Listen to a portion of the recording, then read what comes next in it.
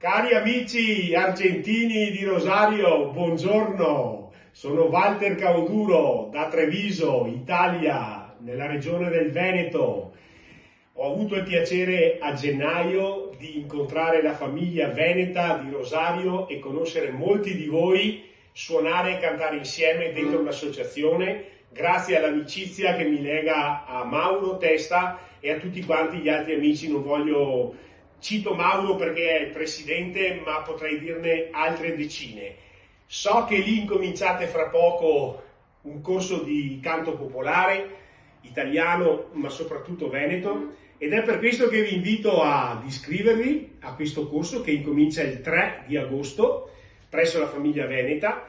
E come introduzione, come omaggio e beneaugurante per il vostro corso futuro di canto popolare veneto, vi suono e cerco di cantare quel Massolin di Fiori.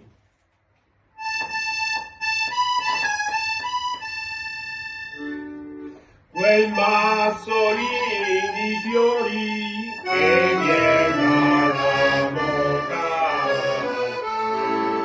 e va perché non si bagna, che non voglio regalare, e va bene che non si bagna, che lo voglio regalare, lo voglio regalare perché è un bel massimo,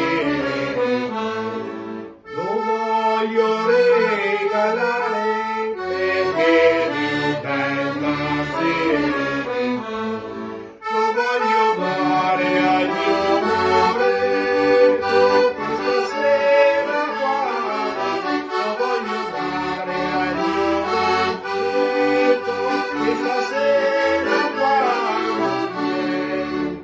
Stasera quando viene sarà una brutta sera, stasera quando viene sarà una brutta sera, e perché sabato sera lui vorrebbe aiutare, e perché sabato sera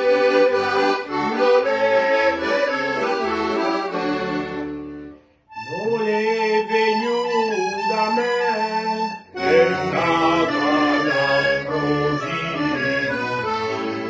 Non è venuto da me, è stato all'ambrosino. E perché mi sono poverina, mi fa piangere sospira, e perché mi sono